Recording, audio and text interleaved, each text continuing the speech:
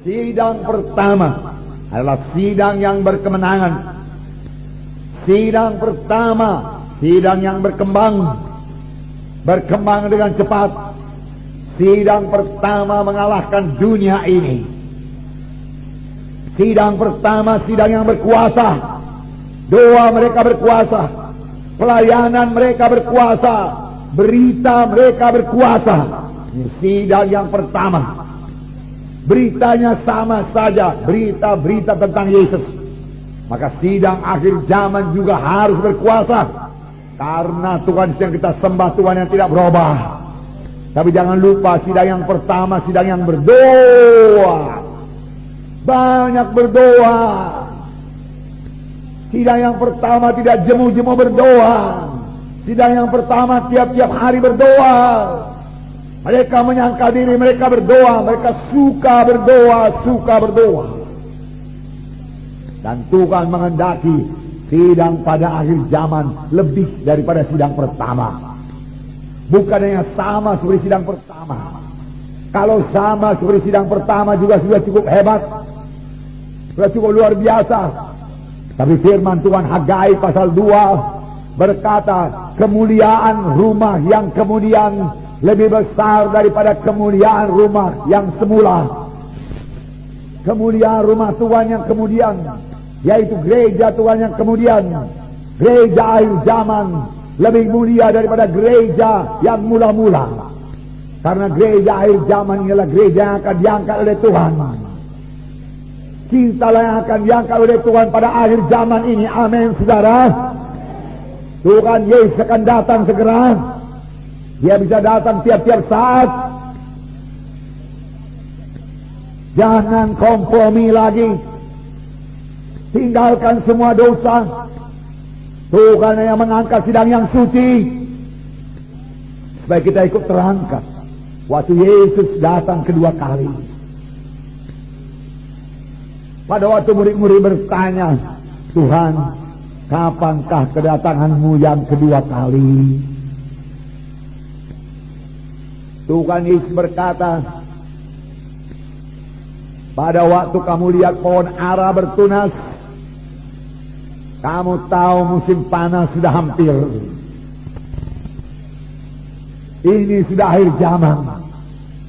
Biarlah kita hidup benar di hadapan Tuhan. Amin, saudara. Betul-betul melaksanakan kehendak Tuhan. Kalau berdoa dengan sungguh-sungguh, sama sebagaimana firman Tuhan minggu yang lalu.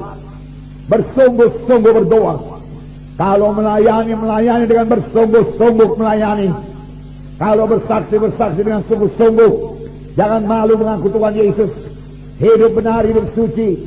Tinggalkan semua kegelapan, sehingga berkat Tuhan juga tidak terhalang kepada saudara, tidak tersendat-sendat datang kepada saudara. Supaya kutuk dosa dibebaskan dari saudara sekalian. Hidup yang baru, hidup berkemenangan, hidup yang berhasil dari milik saudara.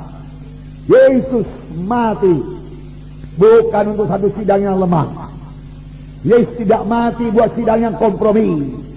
Bukan itu maksud Tuhan. Bukan satu gereja yang plin-plan. Bukan satu gereja yang kompromi dengan kegelapan. Itu bukan kehendak Tuhan. Bukan untuk satu gereja yang mati, tidak ada kehidupan di situ. Bukan. Bukan satu gereja yang lemah, yang tidak menjadi terang. Bukan. Yesus mati untuk satu sidang yang hidup, sidang yang berani, untuk anggota tubuh Kristus yang menjadi terang, menjadi saksi. Amin. Untuk itulah Yesus mati. Membangun tubuh Kristus, membangun bangsa pilihan Tuhan, imam-imam yang berkerajaan. Firman Tuhan berkata, supaya kamu memberitakan kemuliaan Tuhan sampai ia datang. Haleluya, saudara. Itulah dia maksud Tuhan.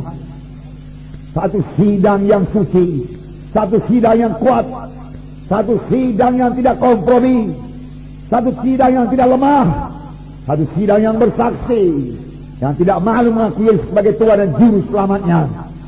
Ini kehendak Tuhan. Dan ini, saudaraku, sudah bertambah-tambah jadi di dalam sidang ini. Amin. Amin.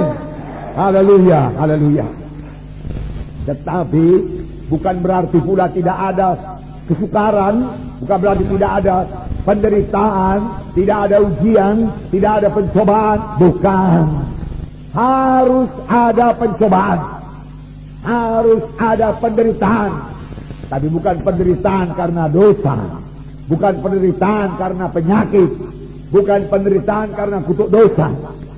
Jesus, Tuhan Yesus mau mengangkat semua penyakit saudara. Amin. Tuhan Yesus mau mengangkat semua kutuk dosa, bahkan sudah mengangkat semua kutuk dosa. Amin. Sudah, mari bebas. Percaya firman Tuhan ini. Bebas dari kutuk dosa. Supaya anak cucu saudara juga bebas daripada kutuk dosa. Itu yang menghambat kita maju. Kutuk dosa yang menghambat kita untuk keberkatan. Karena kutuk dosa dari dosa. Kalau dari dosa dari setan. Setan tidak suka anak Tuhan keberkatan. Mari maju dalam Tuhan. Jadi ada ujian, ada pencobaan. Tapi dalam pencobaan itu kita berserah, bersandar kepada Tuhan. Amin. Ini kehendak Tuhan, saudaraku. Kalau tidak ada aniaya, kalau tidak ada pencobaan, kalau tidak ada ujian, maka kekristenan kita akan terus bayi rohani, anak-anak terus. Bagaimana supaya dewasa? Ada ujian, ada aniaya, tapi kita tetap dalam Roh Kudus, tetap percaya pada kuasa Tuhan, tetap dalam Roh. Amin, saudara. Ya, itu membuat kita dewasa.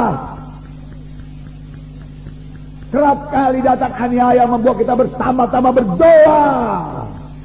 Dan kalau kita bersama-sama bersungguh-sungguh berdoa, kita tahu Tuhan pasti memberkati orang yang berdoa. Amin. Ya, luar biasa Tuhan kita itu.